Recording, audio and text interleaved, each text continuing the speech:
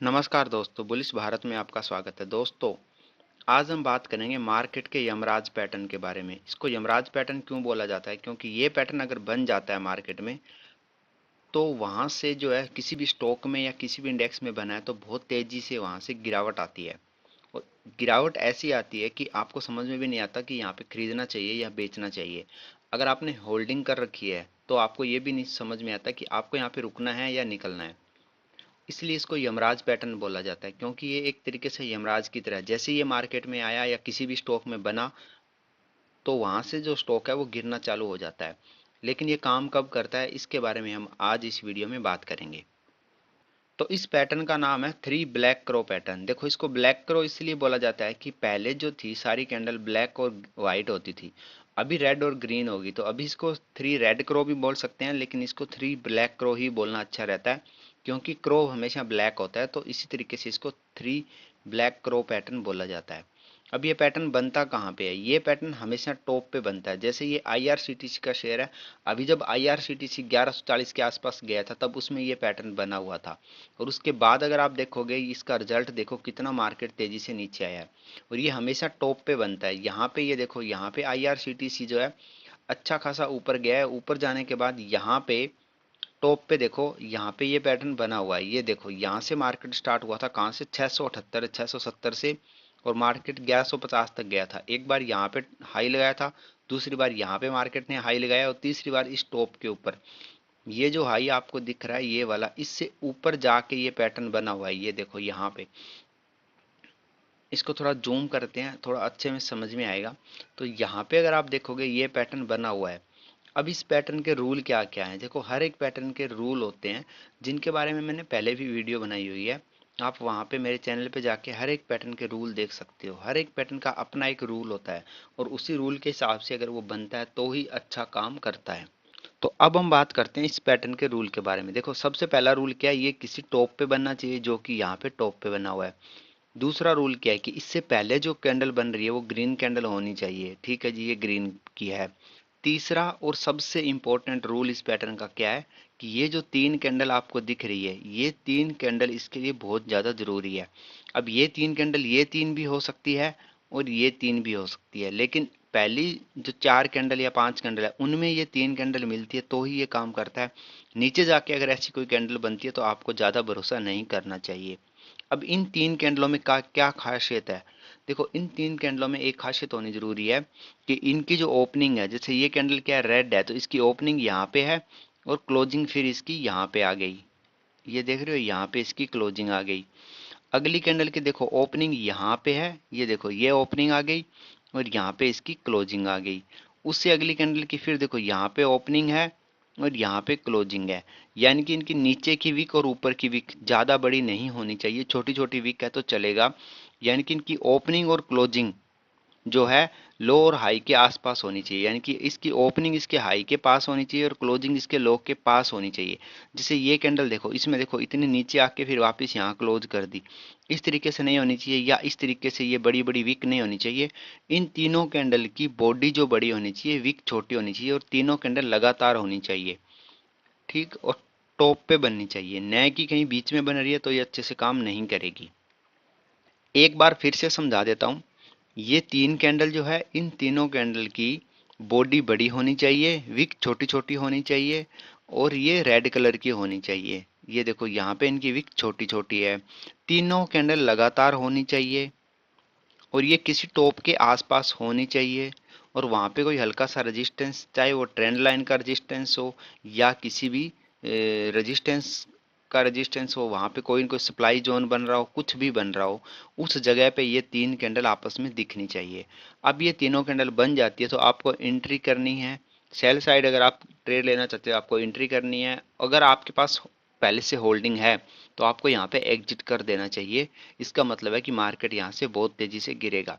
अब अगले ही दिन देखो, यहाँ पे मार्केट गैप डाउन ओपन होता है। फिर देखो यहाँ पे, ये देखो, फिर एक ये कैंडल रेड बनती है, थोड़ी ऊपर बनती है लेकिन रेड बनती है। और उसके बाद अगर आप देखोगे अगले ही दिन, तो यहाँ पे ये देखो मार्केट कहाँ तक चला गया है, नीचे सीधा एक एक दो तीन चार पांचवें दिन की बात अगर आप करो तो मार्केट सीधा का सीधा 850 तक आ गया है। अगर इसको मेजरमेंट करेंगे यहाँ से अगर आप देखोगे तो मार्केट लगभग 19 से 20% तक मार्केट गिर गया है 4-5 दिन में। अब देखो इतना बड़ा करेक्शन अगर मार्केट में आता है तो इसका मतलब क्या है? इसका मतलब है कि यहाँ पे ये पैटर्न बहुत अच्छे से काम किया है और इसको सच में ही यमराज बोला जाता है। उसके बाद दोबारा मार्केट इस जोन में कभी भी नहीं आया। पीछे जाके अगर आप देखोगे तो भी देखो यहाँ पे इस जोन में मार्केट दोबारा आया ही नहीं है, नीचे ही जाता जा रहा है। इसलिए इसको यमराज बोला जाता है। यहाँ पे एक बार रीटेस्ट किया है मार्केट ने, इसके पास आने की कोशिश करी लेकिन यहाँ पे नहीं आया। अब एक चीज़ आपको मैं और समझा देता हूँ जो कि मैंने पिछली वीडियो में भी बताई है, हर बार मैं बताता हूँ कि एक चीज़ आप हमेशा ध्यान रखो। यहाँ पे दो पैटर्न एक साथ बने हुए हैं। पहला पैटर्न तो ये वाला बना हुआ है, इसका आपको ध्यान रखना होता है। दूसरा पैटर्न अगर आप देखोगे तो दूसरा पैटर्न यहाँ पे एक विंडो बनी हुई है, ये देखो, ये इस जोन में विंडो बनी हुई है यहाँ पे, ये देखो। और मैं हमेशा बोलता हूँ कि अगर विंडो टॉप पे बन रही है और मार्केट डाउन साइड की तरफ जा रहा है तो ये टॉप पे बनने वाली विंडो है, ये हमेशा रेजिस्टेंस का काम करती है। अब देखो यहाँ पे इस जोन को मार्केट ने कितनी बार ट्राई किया है, यहाँ पे ये देखो।